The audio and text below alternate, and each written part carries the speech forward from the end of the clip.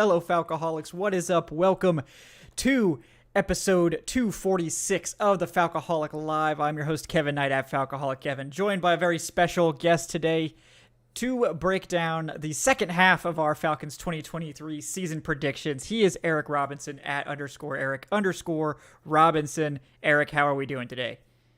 I'm doing the best that I can, Kevin. Yeah, we had a pre-show conversation. Eric is very busy working on some very, high-end stuff right now, but he made time for the show, which I greatly appreciate. So, Adnan obviously wanted to be here, tried to be here, but he's dealing with some family visitors. So he, out of respect for them, he's going to be staying with the family visitors that are currently at his house and not go record in the back room. He's just not on that grind like we are, Eric. I just don't know what to say. No, he's a younger kid. I get it. He's not as hungry as some. But. Yeah, not as hungry, but yeah, it's all good though. He did send us his predictions, so we'll be able to tell you guys what he would have done as well.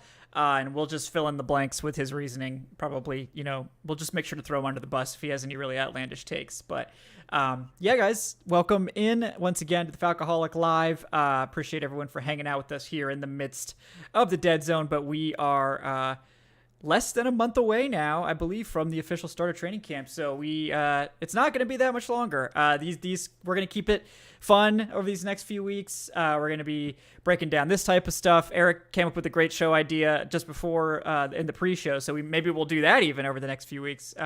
But we've definitely got plenty to talk about, guys. So make sure you stay here to the Falcoholic Live and Dirty Birds and Brews for all of that. Do have to thank our sponsors today. First off, and I have a new ad that I'm sure you guys are going to enjoy. It is it's an interesting one to read. So bear with me on that one. But of course, we'll start out with the standby Bet Online. Once again, bringing you today's show, your number one source for all your betting needs. You can get the latest odds, lines, and matchup reports for baseball, boxing, golf, and more. Again, maybe you're feeling overly confident in the Falcons or love another bet on NFL futures. You can do that right now as well. But hey, right now is the early season, right before the hype train gets rolling. So if you've got that instinct, now's the time. But also training camp could bring chaos to everything. So at your own risk, of course. But hey, right, scared money don't make none, right? So right, now's the time. Now's the time. You're trying to be the next Mattress Mac. By all means, put your bets in now. There you go, guys. Well, and if you want to do that, of course, BetOnline is your sports intel headquarters this season, as they've got you covered for all your insider sports wagering needs. BetOnline is the fastest and easiest way to get your betting info, including live betting options and your favorite casino and card games you can play right from your home. Head to the website today or use your mobile device to get in on the action. Be sure to use our promo code BELIEVE. That's BLEAV to receive your 50% welcome bonus on your first deposit. BetOnline, where the game starts. And then I am excited to announce another sponsor. Today's episode is also brought to you by Blue Chew. So guys, I know it can be awkward, right? But let's talk about sex, okay? Remember the days when you were always ready to go? Now you can increase your performance and get that extra confidence in bed. Listen up, BlueChew.com.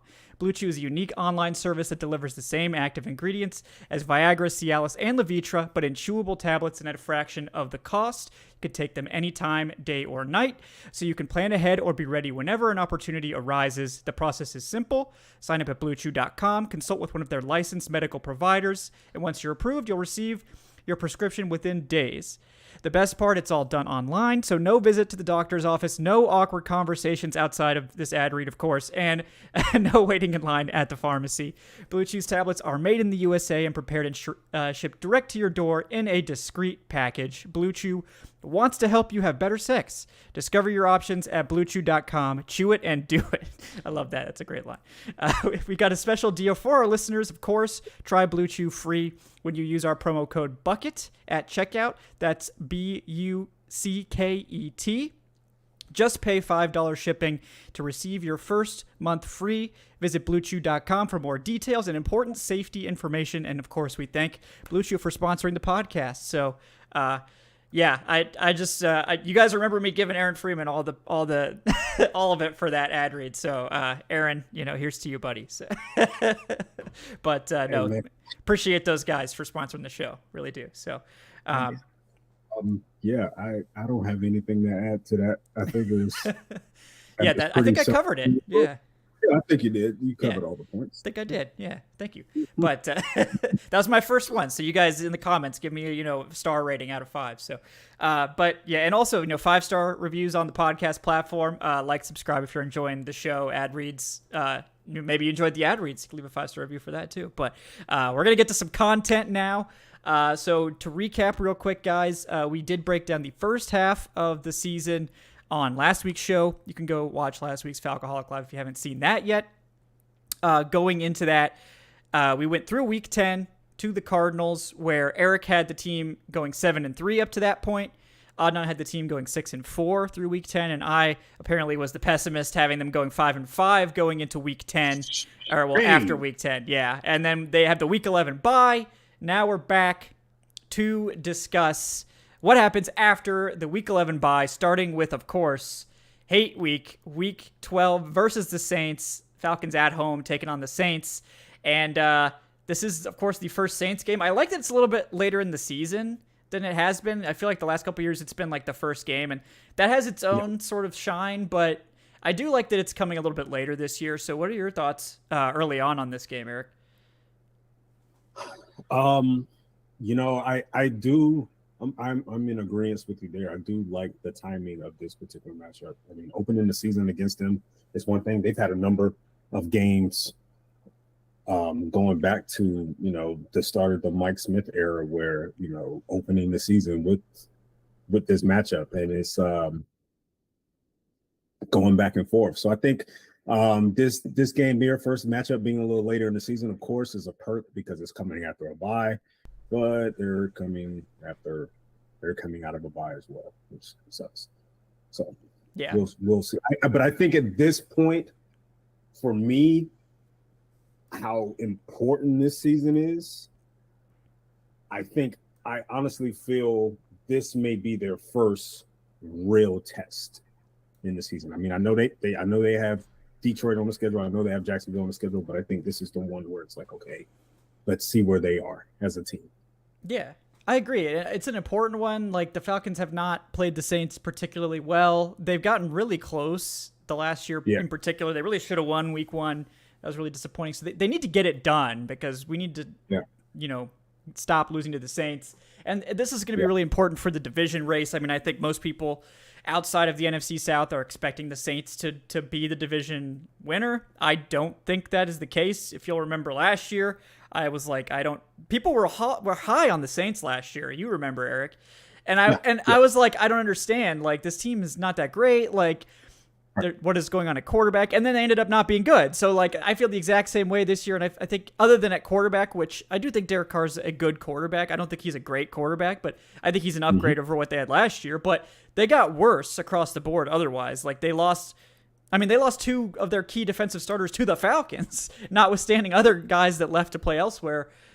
So, yeah. Well, if you think about it from a broader picture, I mean, they've been losing key pieces over the years. I mean, you can go back to, Terry Fontenot leaving, and before him, Ryan Pace was part of that organization. Ryan Pace taking his scouting expertise and leaving as well, and then Sean Payton leaving, and then a few key players here and there not being on the field. Michael Thomas not being healthy in 2 years. Alvin Kamara got whatever's hanging over him right now.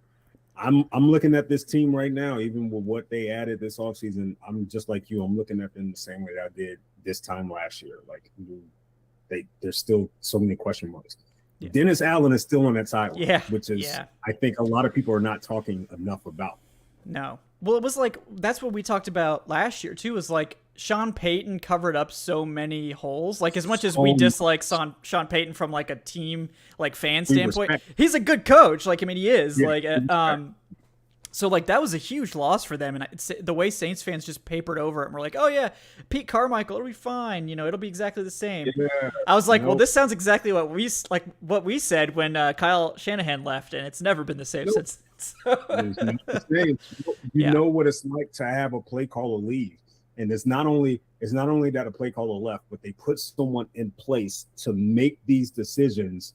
Someone who does not have a great track record as a head coach, and you saw a little bit of that last year with his in-game decisions. I one in particular was that Monday night game against the Bucs on the road, where he foolishly did not manage the clock well enough, and he gave Tom Brady the ball back with a minute and some change left down the score. That's what I'm talking about. Exactly. It's not the same. That I think that team is bleeding talent. And I didn't think their draft was that good this year either. I mean, it wasn't like terrible, but I thought their draft last year was much better. Like Olave, obviously really good player, but like, we'll see on the tackle. I can't even remember his name now, but the one, the other guy they took in the first round, but his name, you guys know who I'm talking about, but they also took Kendre Miller. Yep. In the middle rounds there. That was a confusing one to me. It was because of the fact that you had already went out and signed Jamal Williams. Yeah. I feel like he's the same player. Right. It's the same player. And the team, they're not, not with Derek Carr in place. You don't think they're going to run the ball that much, right? Right. If you're going to be a run first team, you just bring back Jameis. Yeah, and like there are parts of that team that are good. Like I think Chris Olave is really good. I can take off my fan hat and say like, yeah, Chris Olave is a great receiver. He had a better rookie season than Drake London. I think obviously the jury's still out on who's going to be the better pro forever. But he had a better quarterback. But yes, he did. Yeah. I'm gonna put an asterisk next to that. He had a really good rookie season, no doubt. But he did. Yeah, and I think Rashid Shaheed showed some stuff. Like he could be somebody, but like they're depending on Michael Thomas to be there, and like. I really doubt it at this point. Like, I just don't think that's going to happen. And like, he'll be there, but I don't know what Michael Thomas are we getting. Right. Like, I just don't trust, like, he's not going to play 17 games. I can tell you that. He's 2 years older now. He's 2 years older. He hasn't been healthy in 2 years. He's 2 years older. Yeah. He's got a new quarterback he's got to get up to par with. And then could this be the season where Michael Thomas turns into a number 2? And I think he needs to, yeah. Is he ready for that? Does he want that? Is he still walking into this thing thinking like, yo, this is my show? Yeah. It's wild. And then on the defensive side of the ball, you have to wonder at some point, Cam Jordan is going to hit a wall, right? Yeah. And we know,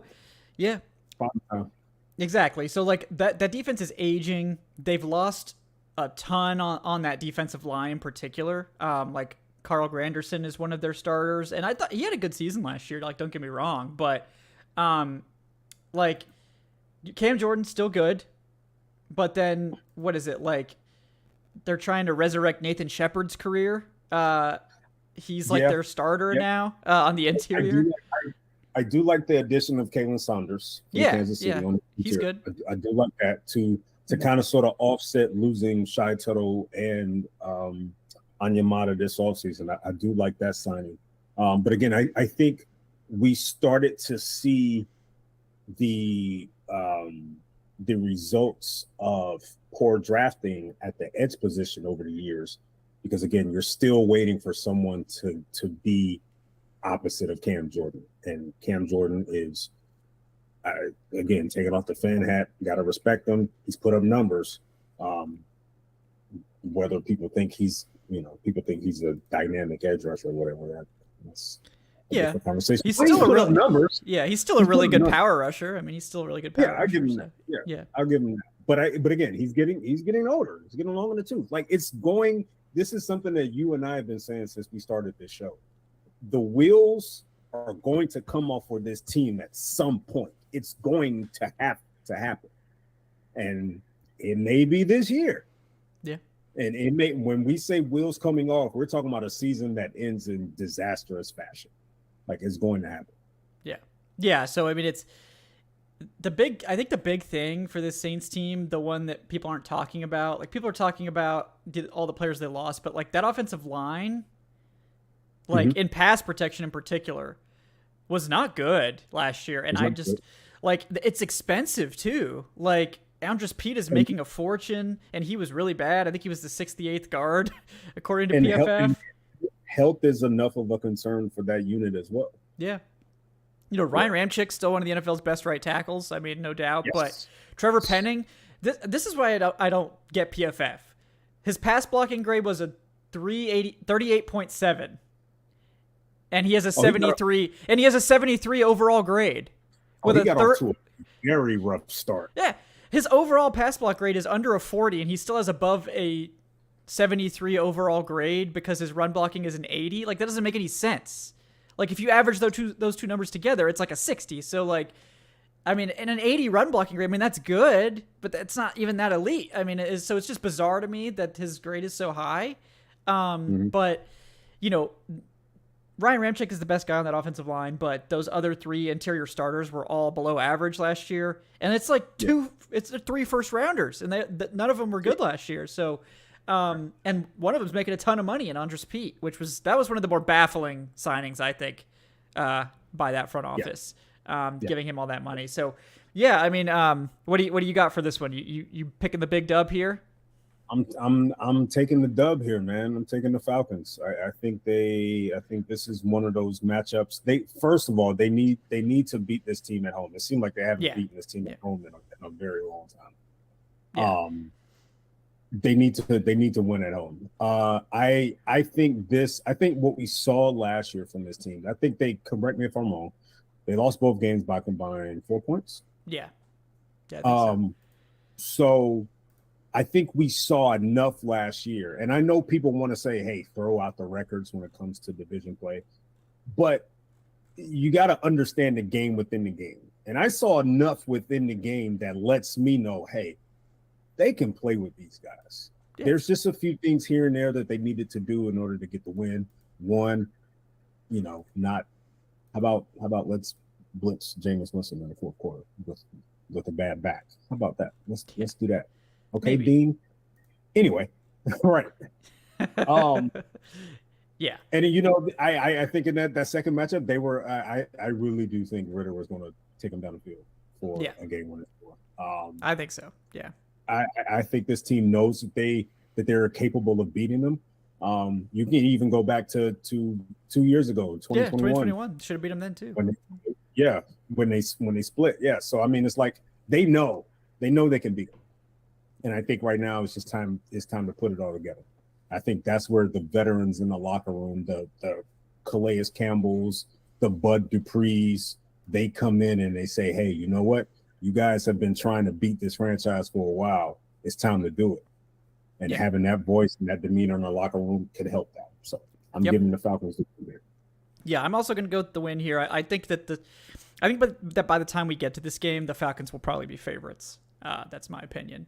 But I have the Falcons at 5-5, so I guess the Saints could also be hovering around 500 at this point. But you have them at 7-3, so I think in your scenario going into this game, the Falcons will definitely be favorites, especially at home. So, but I do think they come away with the win here. I think they're gonna get it done at home at least. So that's 8-3 for me. Yes. So then now they're back in the winning record, 6-5 for me. And then Adnan has them with a W as well, so we're all on the same page here. That brings Adnan to 7-4, heading into Week 13, which this is an interesting one at the Jets with their new quarterback Aaron Rodgers. Eric, what do you think about how that whole situation is going to play out? Man, you know what? If you know me, you follow me enough on Twitter, you should know I'm not a huge Aaron Rodgers fan. Yeah. I respect his game. I respect the time that he put in the NFL, but I think the pedestal that he's being put on is not warranted for a guy that's played 17, 18 years in one spot with only one Super Bowl appearance and only one Super Bowl. Given the amount of talent he's had around him throughout his Green Bay team. He's never had a bad team in Green Bay. I don't care what anybody says. Yeah. He's never had a bad team.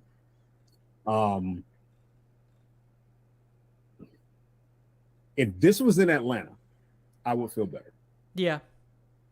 If this was in Atlanta, I would feel better. I don't think the Jets make a run this year. I think it's possible that they, play good enough to get into the playoffs. I think this time of the year is when you'll probably start seeing them playing their best football. And I think they catch the Falcons in this one. So I'm going to go with the Jets here. Yeah. Yeah. I mean, I think the Jets defense is really good. So that's what gives me pause. This is maybe one of the better defenses the Falcons are going to play all season. They were really good last year. They're going to be really good this year. I think that it's going to be tough to get a win against them. I think the one thing is like, can the Falcons get pressure? And we've seen if the Falcons get pressure on Aaron Rodgers, that's how they can beat him. I mean, that's how they beat him in 2016 twice, right? They got pressure on him relentlessly, and Aaron Rodgers can be vulnerable to the blitz if the protection doesn't hold up. So that's the big question mark on the Jets offensive line right now is like, how is that team going to hold up in pass protection? They got Dwayne Brown at left tackle. They got, Laken Tomlinson at left guard, I think. So, who was decent last year, especially in pass pro. But then they're starting to rookie and Joe Tippmann, who I liked coming out, but it is a rookie, so we'll see. At this point, we'll know, basically. And then, of course, Elijah Vera Tucker at right guard, who I really like. And then Mekhi Becton is apparently going to be their right tackle. So, well, who knows? It could be good. It could be bad. Speaking of health. Right. So that could, by the time we get to week 13, like that could be a train wreck. We don't know. It could be a train wreck with so many like New York Times front page of a stories. Yes. It could be because we just saw last year what he did to a young receiving corps. He threw a young receiver corps under the bus. Yeah. That was trying to fill themselves out. Who's to say he's not going to do it with this one? I mean, I know Garrett Wilson is Garrett Wilson, and I know they brought in Lazard, but Garrett Wilson is still going to have to get acclimated to Aaron Rodgers. So is Mecole Hardman. Randall Cobb is coming in as well. So I mean, they're still going to. I think that the beginning part of the season, you're going to see the Jets kind of sort of sputter a little bit, at least offensively. I think their defense is going to be good enough to kind of sort of keep them in games. But I think offensively, it might be a little while before we see them get going. But I think at this juncture of the schedule, I think right now the Falcons catch a Jets team that's starting to turn the corner. Yeah, I think that definitely could be the case. This late in the season, it's always like, especially at this point, it's like a bunch of projection because we have no idea what the state of every team's going to be in terms of health. So we're just going off of, what we expect on paper. So that's part of it. So we'll have to see, but I do think that this is a tough test for the Falcons offense. And this could be an opportunity also for the Falcons defense if that defensive line makeover is as good as hoped, to really flex their muscles and get a win by just pressuring the quarterback. So we'll see. We'll see if we can get it done. But I also agree that it's probably going to be an L. This is, a tough one. Going on the road to a team that's probably going to make the playoffs. I agree with you. I don't think they're making a run. I just don't think Aaron Rodgers is that good anymore. I think he's still like an above average NFL quarterback, but I don't think he. I mean. Is he top 10 anymore? I don't know. Some people still have him top 10. It could be. I don't, but I mean, and a lot of people still want to put him on it. They want to. Some people want to place him on that Tom Brady, Joe Montana, Peyton Manning pedestal, and I'm not there. He may be a tier below, but I'm not there. Because, again, like I pointed out, the man played in Green Bay for how long and only won one Super Bowl? Yeah, with a lot of good teams. Yeah. A lot of good teams. I mean, the guy started out with Jordy Nelson, Greg Jennings, Donald Driver as his trio. And Jermichael Finley, Jermichael Finley. Yeah. What? Good offensive lines. Yeah. Yeah. And only one Super Bowl. Yeah. I'm sorry. I can't. Yeah, it is what it is. But yeah, we all have them with a loss there. So that's going to bring you down to 8-4, Adnan down to 7-5, and then me back to 500 at 6-6.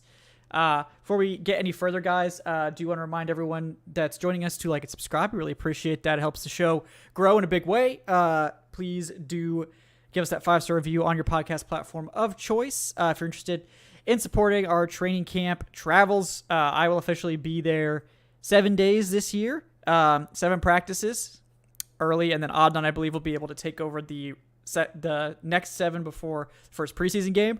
So if you'd like to support that coverage, you can donate to our training camp fund, streamlabs.com/thefalcoholic/tip. If you're interested in doing so, make sure to add a question with that so we can discuss it here on the air. And then for all the patrons that are tuning in, the next patron Q&A is going to be on Friday, this Friday at 6 p.m. I'm going to have Gina Kelly joining me, maybe some other guests as well. And we've got some exciting announcements there for training camp and otherwise. So definitely tune into that, patrons. And if you're interested in supporting us on Patreon, it's patreon.com/Falcoholic Live. So guys, thank you so much as we continue on here into week 14 versus the Bucs. This one, in years past, maybe would have been a little bit more difficult, but to me, I just think this Bucs team, it's just not good. Like I think they have it reminds me so much of like the like late era Matt Ryan teams, except the quarterback isn't as good as late era Matt Ryan. Like the talent is like falling apart. The coaching staff is very questionable, and it's just like it's about to collapse. This feels like the 2020 Falcons to me. Remember that conversation remember that statement that I made earlier about Dennis Allen and him being a very questionable head coach. Todd Bowles is in that same conversation. Yeah. Respect that guy tremendously as a defensive coordinator. As a head coach, I don't know, man. I don't know. In-game decisions again. It reared his ugly head last year on a couple of occasions for him. He will have a defense. Yeah. I will say the Bucs will have a defense. Whether it's going to be the same. Yeah. Whether it's going to be the same top 10 defense from last year, that I don't know, because this is a unit that there's no Ndamukong Suh now. They bring back pretty much everybody from their secondary. We still, Shaq Barrett. Where is Shaq Barrett now?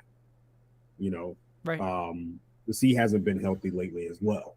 Yeah. So where is he now? So you're still kind of sort of wondering a little bit as far, at least on the defensive line. But they're going to have a defense. At worst, they're probably going to have a top 12 defense. Yeah. Offensively, I get that they got Mike Evans. I get that they got Chris Godwin. Cool. Rashad White, showed some promise last year. Great. But it's Baker we're talking about. Let's not sit here and just pretend as if Baker's just all of a sudden going to turn it on because he's throwing passes to Mike Evans now. Yeah. Yeah, I mean, it's tough. Like, honestly, that offensive line, I think, is going to sink the team. I think it's going to be really bad, except for Tristan Wirfs. But even he's transitioning to left tackle, which he's never played. So, at least in the NFL. So, yeah. Ryan Jensen did come back last year, and he was awful. I think he was like the worst graded center at that point. I think he was a 28.9. I don't think he was playing at all. No, he wasn't. So, like, I think he'll go back to at least being average. So, that's something. But, like, Luke Goedeke is going to be playing right tackle now. He was not good when he played guard. He was not good. They've got, Matt Filer coming in to play left guard, and then a rookie in Cody Mauch who has never played guard, who's going to be playing right guard apparently. So I like Cody Mauch. I think he has a lot of potential. I don't think he's going to be good this year. I think Mauch has a very high NFL ceiling, but I have questions about him coming in and playing guard immediately at a high level. I think he's going to be sure. Okay. Well, then maybe you feel better about that offensive line as a whole if you like what Mauch is going to be. I think he's going to be the second best lineman behind Wirfs. Okay. That may not be that big of an accomplishment. It might. It may not be, but I think he's going to be. I think he's going to be really solid. Yeah. It could be. Yeah. So I mean, and to that extent, like I feel like the offensive line is going to sink them because Baker Mayfield just crumbles behind bad offensive lines. And the coaching staff really for me is what does it. Like as much as I want Todd Bowles to succeed. I wanted him to succeed with the Jets. I thought the Falcons should have considered hiring him, years ago, back before they hired Dan Quinn. And like he just doesn't have it as a head coach. I don't really know what to say. Like he's just not a good head coach. And that offense was so poorly coached last year, and it's not going to get any better this year. So, I think the Bucs are just sort of waiting to clean house, and I wonder in some ways if they're almost tanking. I know like Bucs media would say they're not, but like, how are they not just trying to lose to get a quarterback at this point? Like how many times did you ask yourself last year when you saw the coaching staff? You saw, and then you knew that Arians was still around. He's not on the sideline, but he's still around. His voice is still there. How many times were you asking yourself, what is going on with them within the organization as far as the coaching staff in the front office? Because it seems from afar that there was some disconnect. A number of guys were not on the same page. It was too many prominent voices that were not on the same page. Like I said, Bruce Arians was still there, but Bowles was still the head coach, yet Byron Leftwich was getting all the blame, all of it, for the offensive woes last year. Yeah. So how many times were you finding yourself asking that? Like what is going on? Yeah. It was very confusing. I mean, it was like I don't really get it. Like it didn't seem well coached at all, but like the running game was just pathetically bad. So when your running game is that bad, it reminds me of the Dirk Cutter seasons. Like your running game is so bad that like you can't really run, but you still feel like you have to. So you still do it, but it's like a waste of a down. And then you're putting yourself in 3rd and long constantly, and you're just shooting yourself in the foot. And that's exactly what happened to them. So, I don't know. Joe Schmo in the chat, shout out Joe. He does mention they do have a new OC and Dave Canales, who was the Seahawks quarterback coach last year, has been with the Seahawks for several years. And like, maybe he can bring a spark, but this is a first-time offensive coordinator going to a team, that was really bad on offense last year.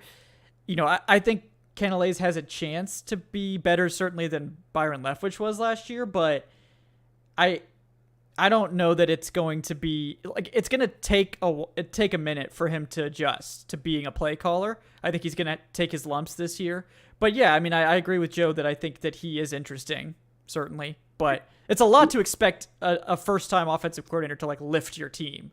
So got a pop quiz for you without even looking it up. Rough estimate. How many pass attempts did Tom Brady have last year? It was like the most in his career, right? He had over 600. He had 730. Jeez. Oh my God. He had 13 games last year of 40 or more pass attempts. 13. That is a clear sign that you cannot run the football. Yeah.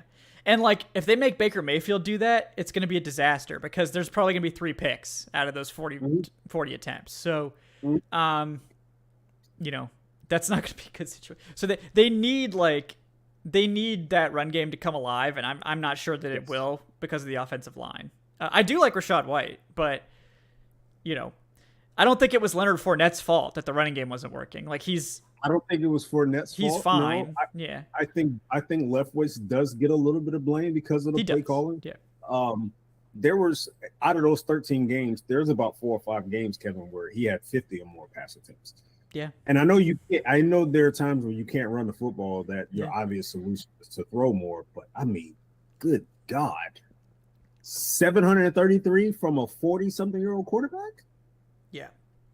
We have a major problem. Yeah, big problem there. It was, and I just don't. I think the perfect storm of like can't run the ball, bad pass protecting offensive line, and bad run blocking offensive line, and now bad quarterback or mid quarterback at best. Like that's a really bad setup for an offense. And like the wide receivers are really good. That's the thing. Like Mike Evans, Chris Godwin, Russell Gage, like that's 3 wide receivers that any team would be happy to have, like without question. We might actually be, I hate to say it, man, but they may be wasting the latter years of this season. They are. And that's why it was so bizarre to me that they made no attempt to get a quarterback. Like you've got a really good wide receiver group. Or no attempt to even move on from that receiving core and get something out of it. Right. So it's just You know, I think it's gonna not work out. But I think they might be low key tanking also. So we'll see. Which I think we'll be able to tell. I don't think they will tank. I think no, they're I don't going think to they're like actively tanking, but I think they're like if we just if this happened to not work and we lost a bunch of games, like that's why I feel bad, Joe, for Dave Canales, because if he needs a little bit of time to warm up to being an offensive coordinator and this doesn't work, they're probably just gonna clean house. So like he's just gonna get sacrificed after a year, when it's probably not gonna be his fault. So I mean, I feel bad for him, but I would take the job too, you know. Which makes you wonder the magnitude of the hire. Right. Did you just bring him in because he's a name? You see what I'm saying? Like you didn't go out and you didn't get you didn't go out and bring back Todd Monken. Yeah. Because I guess you knew this was kind of sort of going to be somewhat of a throwaway year, maybe. I don't know. I'm just right. I'm guessing Todd Monken said no. Hell no. I'm guessing so too. Yeah, I'm guessing that he told the Bucs they can go to hell. But yeah, I mean, yeah, it's not. I don't think it's really going to be a good year for them. We're at this point in the schedule. This is a Falcons win for me, 9-4 right here. I think they sort of handle business against that Bucs team. Yeah, no, I'm with you there. I got this as a W as well, so I got the Falcons back in the winning record here at 7-6. Adnan had this as a dub as well, so now I believe he is at 8-5. Yeah, 8-5. All right, so next game, another divisional game. It's gonna be at the Panthers in Week 15. I believe we all had them beating the Panthers in Week 1. So curious to know what you think about the rematch. Do you think they can pull off the sweep? No. They split here. Oh, they split. Okay. Yeah. They split. Yeah, that's what Adnan thinks as well. So I think the Panthers are one of the more well put together teams for a rookie quarterback that I've seen in a long time. And you're starting to see that a lot from teams around the NFL. Normally you saw situations like what David Carr walked into, where it's like, all right, kid, you're the number one pick. This is your team. This is your franchise. You've got fourth stringers as offensive linemen. Go have fun. Go do your thing. Like that's the normal setup for rookies. But they really set the table for Bryce Young. And I don't think it's going to start off hot for them, but I think they're another one of those teams that at this time of the year, they're starting to find themselves and they're starting to play a little bit better football. And I think this time of the year, we may actually see the Panthers threaten a wild card spot. So I'm gonna go with Carolina here. Yeah, I think that's what Adnan feels as well. I do think the Falcons are going to sweep them. I think this is the team that they do sweep. But I just don't believe in this team really this year. I do think they have a lot of pieces, but I don't think it's going to come together this year. I just think they're just painfully mid at like most positions. And I just don't think that's going to produce a lot of good football this year in terms of like winning football. Like they remind me of like last year's, like I've said, I think they're like a year behind the Falcons in the rebuild process. They're kind of like last year's Falcons. They're in that like we need to reset mode. And I don't think I think they could still win like 7 games, but I don't think they're going to be like a particularly good team this year. So I do think this is the NFC South team that the Falcons do sweep. So, I think they're in the same boat as last year's team. I think it's relatively young at several spots, but you add the right mix of veterans that can help offset that. And I think it was pretty much the same plan that the Falcons were doing. You had your young guys in Kyle Pitts and Drake London, but you also had your vets and Cordero and Jake Matthews and bringing in other veterans, especially on the defensive side of the ball as well, Casey Hayward and things of that nature. So I think this is a Panthers team that's, again, they may be a year away from NFC South contending, but I think this year, I don't think it's out of the realm of the possibility that they can grab a wild card spot. I think it's possible. Yeah, I mean, the NFC is kind of weak, so anything's possible there, really. So at this point, you have them at 9-5. 9-5. I've got them at 8-6. Adnan also has them at 8-6.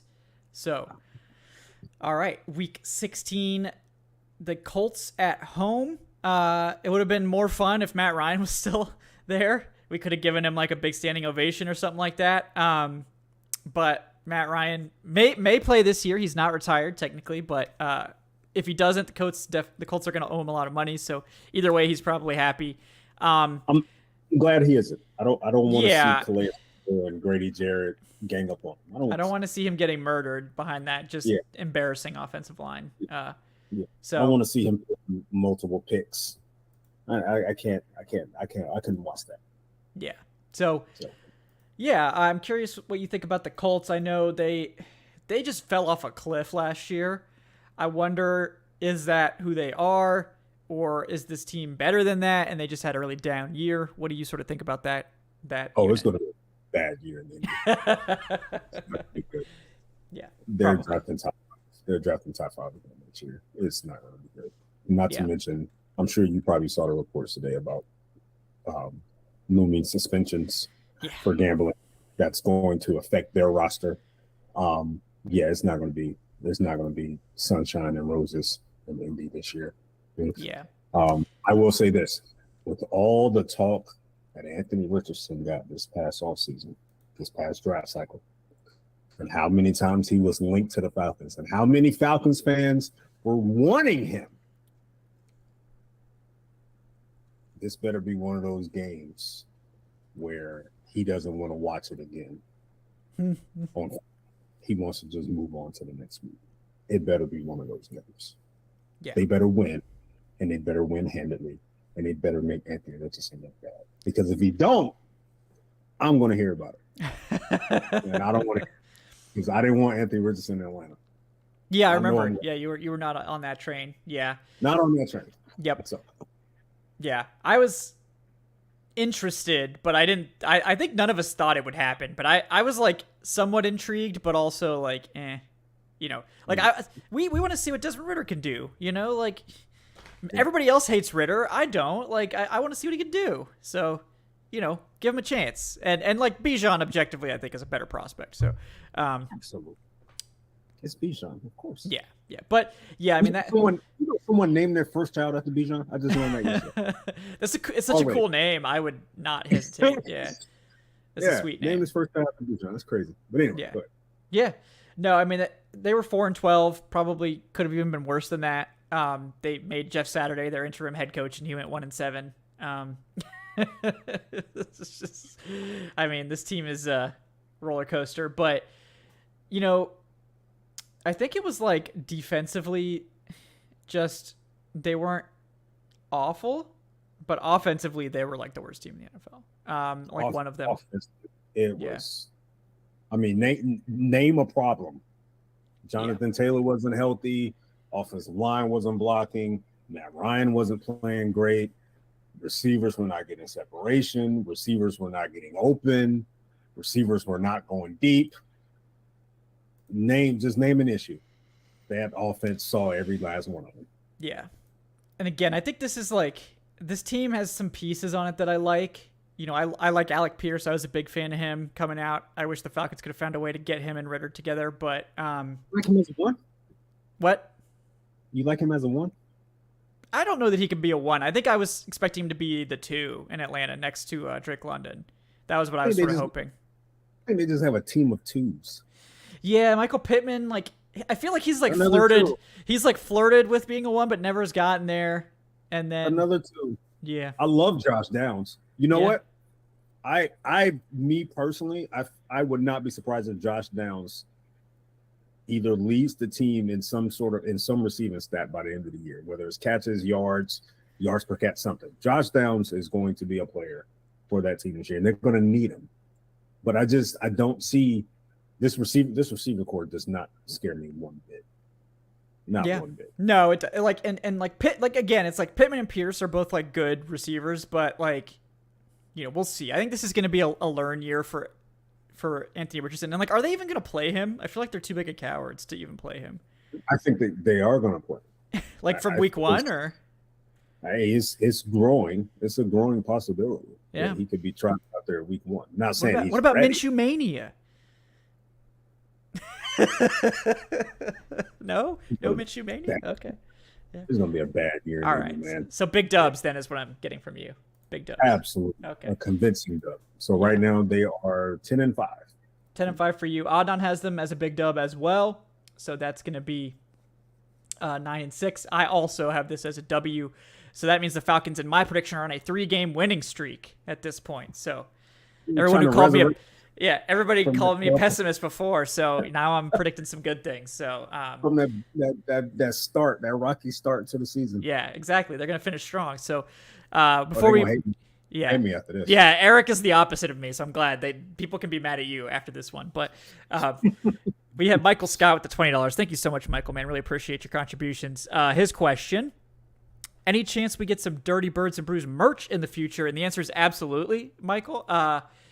The graphics that I use, I just have to make sure they're properly licensed. Like I did, it's all legit. Like I got them through Adobe stock, but I need to make sure I have the exact right license to put them on merch. So once I've got that officially squared away, then we'll start doing merch. But yes, merch is definitely something we want to do.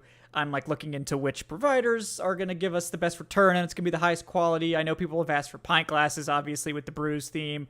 I'd like to do some hats and some shirts and all that stuff. So yes, the answer is yes, we are going to be doing that. I just want to make sure legally it's all, kosher before I start selling it. So, Don't want a lawsuit on your hands. no, that's going to be way more than anything I would make off selling the merch. It's mostly to get stuff in the hands of the people. It's probably not going to make that much money, but that's fine. We got Blue Chew money now, Eric, so we're good to go. Shout out to Blue Chew again. Thanks guys. Going into now week 17, 2 games to go. This one's gonna be at the Bears, and this is an interesting one because the Bears, obviously one of the worst teams in the NFL, end up with the number 1 pick. Trade it to the Panthers, get a big haul. Now it seems like the Bears are maybe kind of a trendy team to be a little bit spicy this year. So I'm curious your thoughts on the Bears and on this matchup. I think you clued me in on this one that it wasn't going to be popular. So I think this is one of those games we're going to ask ourselves, what the hell happened? So this is your crazy frustrating game. Yeah. Yeah. Okay. Yeah. I had one earlier. So yeah. Got them losing here. Wait, I thought I had another. Because I had them losing to the Titans. So that was my we're gonna be really angry. But I can't remember if I had beaten the Titans. No, my crazy frustrating game. Yeah. You had them beating the Titans. Yeah. I think my crazy frustrating game was going on the road and losing to Tampa. That was my crazy frustrating game. Mm-hmm. Yeah, that was the one where I'm like, oh, what the hell? This is going to be right there with it. December, the Chicago, cold. I know this is prime weather to run the football. I think this Bears team is better than last year, which is probably not saying a whole lot, given that they ended up with the number 1 pick. But I don't think they're that far away. I don't think they're going to make the playoffs this year, but I think they're one of those teams. They're going to me, they're going to look like the Falcons of last year. Yeah, right? That's kind of what I think too. Yeah. They're going to have a losing record, but you're going to say, damn, they could have won. They could have won some games. And I think they steal this one from the Falcons here. So I'm gonna go. I think the Bears take this one, and that puts the Falcons at 10-6. Yeah. I think it's interesting. I do think this is going to be a team that does remind people of the Falcons. I think the defense is a long way away. That's sort of what's really going to hold them back. The defensive line in particular is just super thin. There's no edge rusher. No. Like DeMarcus Walker, who's a good 3, is their best edge rusher. Right. So, and I like DeMarcus Walker. I would have loved the Falcons to sign him as a good rotational guy, but he's their starter. It reminds me of when the Falcons were making what's his name play all the snaps at defensive end. Man, it was a couple years ago. It was 2020. You probably I'm going to find out. It was somebody, but I'm going to look it up. But what's that? JTN? No. I like JTM. JTM was good. It was Steven Means. Oh, Jesus. That's what that reminds me of. Now I think DeMarcus Walker's probably better than Steven Means. I'm sorry, Steven Means, if you were listening to the show. I didn't mean to hit you with that stray, but God. Yeah. But that's what that reminds me of. It's like take a guy that's been like a 3 his entire career and make him be your starter. And generally those guys look worse. Yeah, they look a lot worse when you do that. I found myself asking so many times, why is Steven Means starting on my defense? Yep. Why? He made one play, and he got hurt on it. Yeah, poor guy. Oh man. Anyway, yeah. What do I think anyway. of the Bears team? I'm in agreement with you. I think this Bears team is going to be better offensively. They're definitely going to be able to run the football. I think Justin Fields takes that next step, and I think DJ Moore helps him take that next step. As I stated before, the run game is, I definitely respect it. They added Deontay Foreman this offseason, who was a thorn in our side last year. Panthers should have kept him. He's better than Miles Sanders. Yeah, Panthers should have kept him. Yeah, you're damn right. They should have gave Bryce Young, Miles, and Deontay, but they didn't want to. Bizarre. They were banking on Chuba, but hey, it is what it is. But I think that offense is definitely going to be pretty solid. The defense, as you mentioned, front seven. How surprising is it for them to have as much money as they did and not sign one legitimate edge rusher? Because nobody wanted to be there. It's weird. They had over $100 million, Kevin, and not one. Yeah. I don't know if people remember me saying this. They were like, oh, well, like, we should get more cap space. And I was like, guys, like, the Bears are not going to be able to spend their money. Like, they have too much. Like, they're not going to be able to find enough free agents to spend that money on. And, like, lo and behold, they haven't spent like $40 million of it. Yeah, they still got like, we checked the numbers. Yeah, it's like a ridiculous amount. Yeah. So, like, but who the hell did they sign? Nobody wanted to go there. Nobody wanted to go to that. And it's weird because they have a defensive head coach. So, like, you'd think the people would be like, oh, yeah, let's give some guys a chance or whatever. But, yeah, they just didn't make any moves. On a team that needs, if I'm an edge rusher, a team that needs an edge rusher, I'm looking at that like, hey, all right, there's my starting spot. Right. Like, you just walk right in. Yeah. I mean, they're probably going to sign a bunch of guys at their training camp. I mean, that would be my guess, or they're going to trade for somebody. But, like, still, like, you look at how the Falcons spent their money, and they had a lot less. And, like, the Falcons had, like, the second or third most, and the Bears had the most. But, like, the Falcons maximized that space, brought in a ton of guys, totally revamped their defense. And, like, the Bears, it's like, what did they really do? I mean, it's kind of puzzling. But, and Frank Clark. Yannick is still out there. They can still sign Yannick. Yannick doesn't want to go there. At this point, I'm like, this point, I'm like, why are you waiting this long to sign Yannick? And it's probably because Yannick may not want to play for Everest. It could maybe that definitely could be it. And or it may just be Yannick doesn't want to play for the Bears because he wants to shot the Super Bowl. Who knows? That may be the case. But good Lord, they didn't bring in not one. Not only did they not bring one, they didn't draft one either. No. It was an odd draft. They went all in on the secondary again. It was like weird. Yeah. It was bizarre. Oh, all right. Whatever. Not one. And I think that's going to come back and bite them. I think they're going to say, "Oh, we do need to get out their quarterback." Okay, I understand. Yeah. I'm trying to remember who they did take in the draft, but yeah, that they did take Gervon Dexter on the defensive line. So that was one guy. As a 3-4 DN. Mm-hmm. They also took Tyreek Stevenson in the second round out of Miami, a corner, slot corner, in all likelihood. They took Darnell Wright in the first round. That's right. First round pick. Yeah, which was also surprising that they passed on some of the other tackles for right, but I guess if they wanted to be a pure right tackle, don't let him hear you say that though. Yeah. No one can hear you say that. But I mean, even at that point in the draft, Kevin, it's like, I mean, Lucas Van Ness was there, Nolan was there. They didn't want any of that. Yes, it's interesting. They did need a right tackle, like desperately. So I mean, I guess I understand that. They did, but they didn't circle back to that position in round 2. It's like, They neglected their front seven. Yeah. The reason, but ahead. this is your like confusing loss, right? It's my confusing loss because I think there's always one.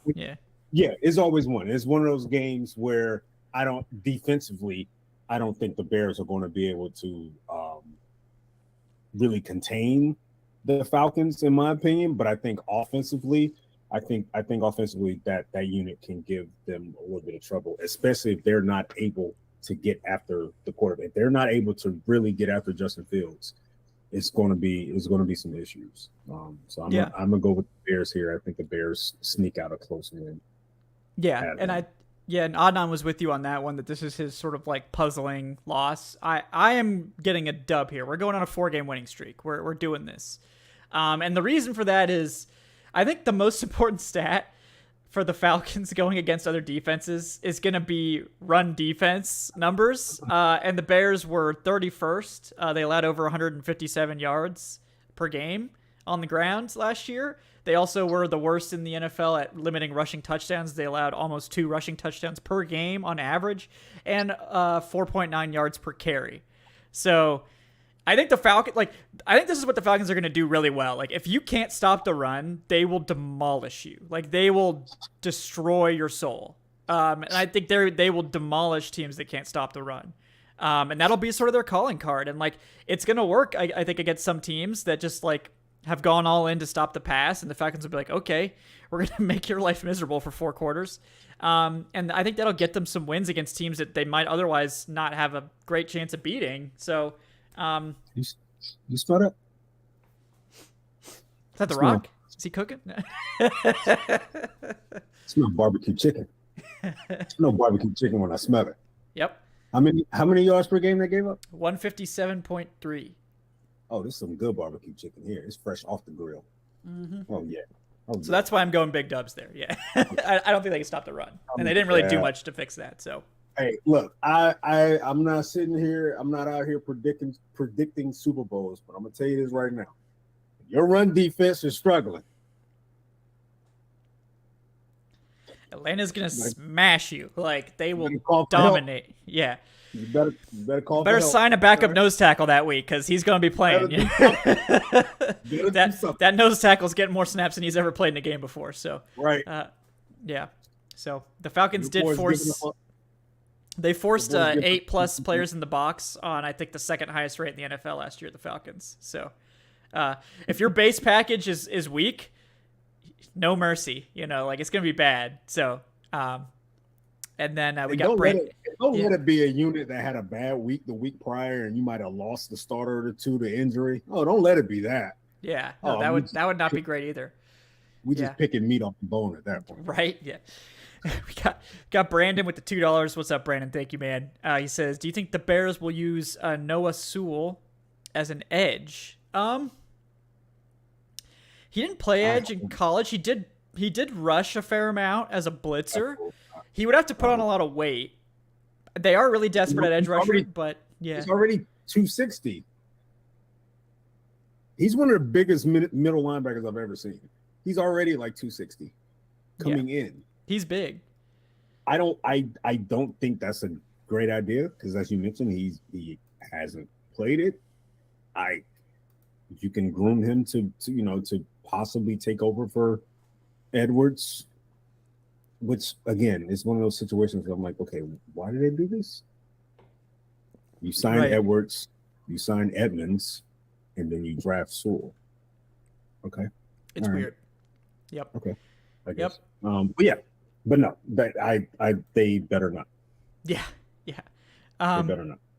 Yeah. So at this point, I have them at 10-6 after week 17. You have them at 9 and 6. You have them at 10-6 as well?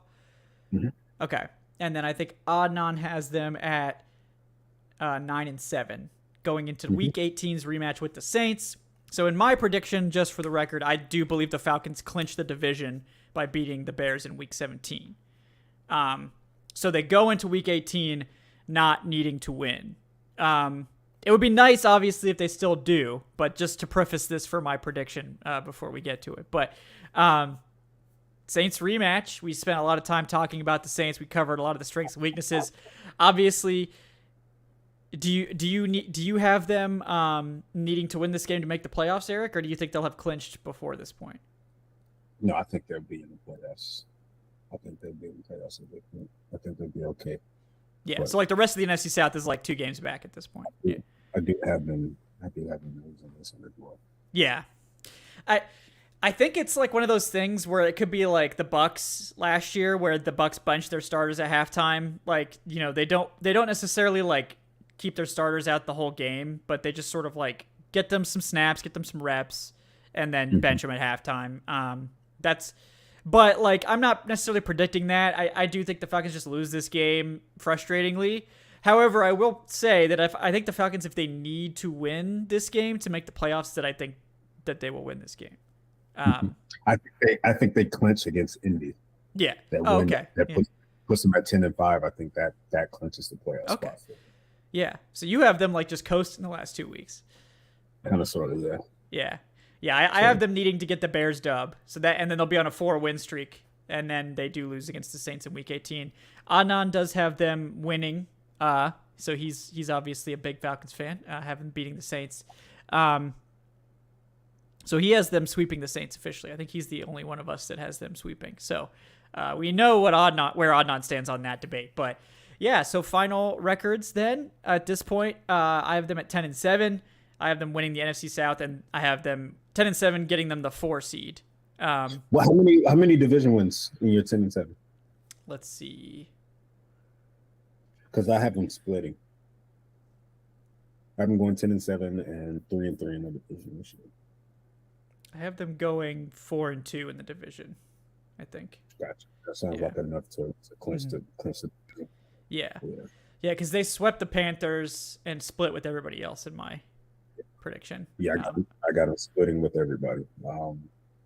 And coincidentally, I got them losing all 3 of those games on the road.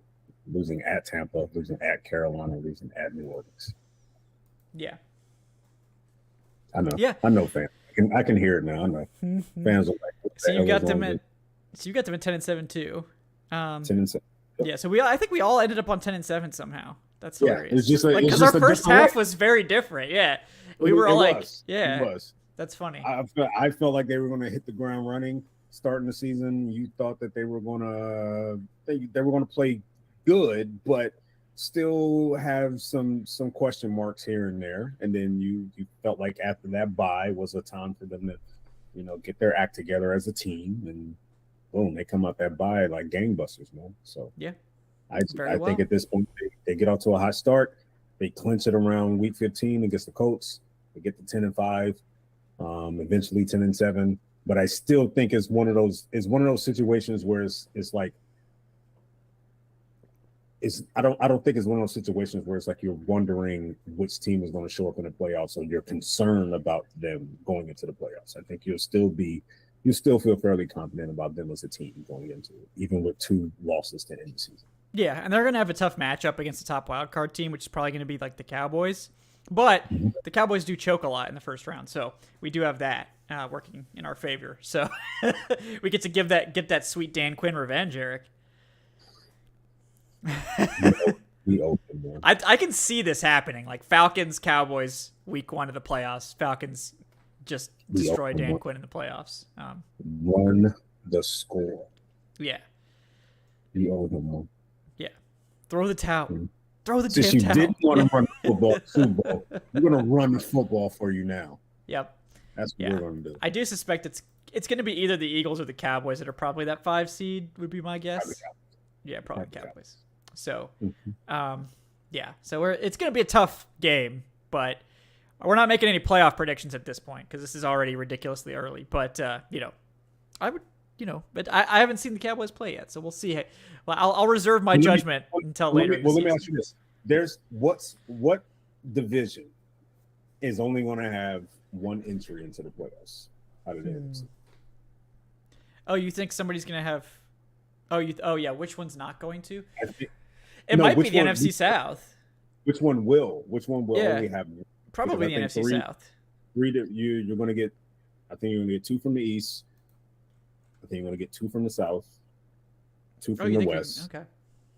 and I think one gets in from the North. Yeah, I think Minnesota and Detroit both get in for the North, and then I think Philly and Dallas get in for the East, and then it's just Atlanta in the South, and then San Francisco and Seattle in the West. I have just Detroit in the North. Yeah, that could happen. I mean, I have no idea what to expect from that Vikings team. That they could just fall off a cliff, or like could win 10 games again easily. So I don't know. It was already a team that was bringing in a terrible defense. Granted, they got Flores, but I think, I mean, bringing in a coach doesn't necessarily turn everything around. Yeah. And then losing Dalvin, I think they're gonna kind of sort of regret that. But yeah, I think it's like the depth there at running back is going to be tested, and then it's going to be like, oh wait, now we have no depth. Yeah, we thought running back didn't matter, and yep. So it is what it is. But yeah, Eric, great job.